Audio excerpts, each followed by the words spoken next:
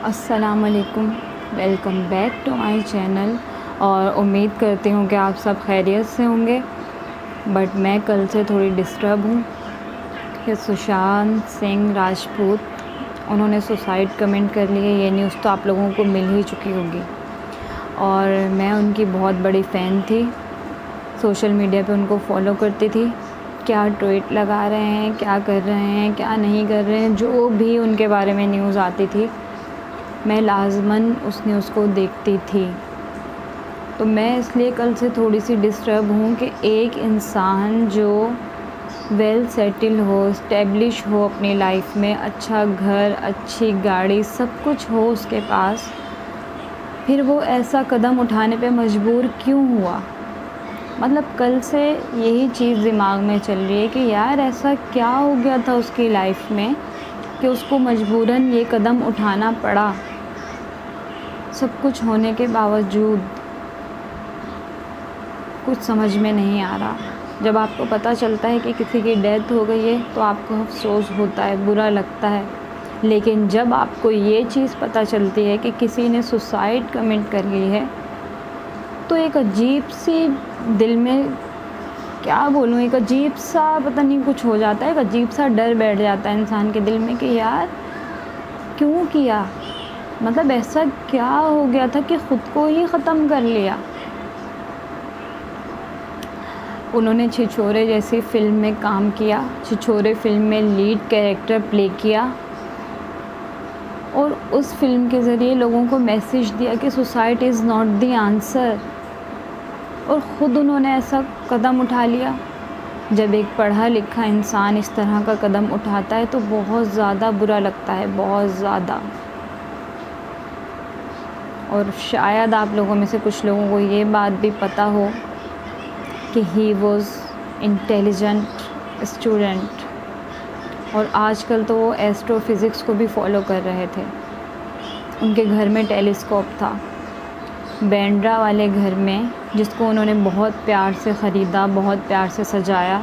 YouTube पे एक पूरा एपिसोड मौजूद है जिसमें उन्होंने अपने घर को दिखाया, अपने घर के बारे में बताया। और उसी घर में ही एंडेड हिज लाइफ। क्या कह सकता है इंसान। आजकल के दौर में, आजकल के वक्त में ना सिर्फ एक्टर्स के लिए बल्कि सबके लिए ही चैलेंजिंग टाइम है ये। सबके लिए ही बुरा वक्त चल रहा है ये। बस ख़ुद को संभाल के चलें, सोच समझ के कदम उठाएं। और दूसरी बात ये कि लोग समझते हैं एक्टिंग का प्रोफेशन बहुत आसान है, जबकि एक्टिंग का प्रोफेशन बहुत ज़्यादा मुश्किल है। रोज़ाना रिजेक्शन फेस करनी पड़ती है। क्या पता क्या चल रहा था उनकी लाइफ में, प्रोफेशन के हवाले से चल रहा था या पर्सनल लाइफ के हवाले से चल रहा था। 1 से 2 हफ़्ते पहले उनकी एक्स मैनेजर दिशा ने भी सुसाइड की है। और कहीं ना कहीं उनकी मौत को दिशा की मौत से समहाउ जोड़ा जा रहा है। लेकिन मैंने बहुत सारी रिसर्च की है रात से, तो मुझे ये चीज़ पता चली है कि वो बहुत दिनों से डिप्रेशन में थे, बहुत सारी मेडिसिन ले रहे थे डिप्रेशन के लिए।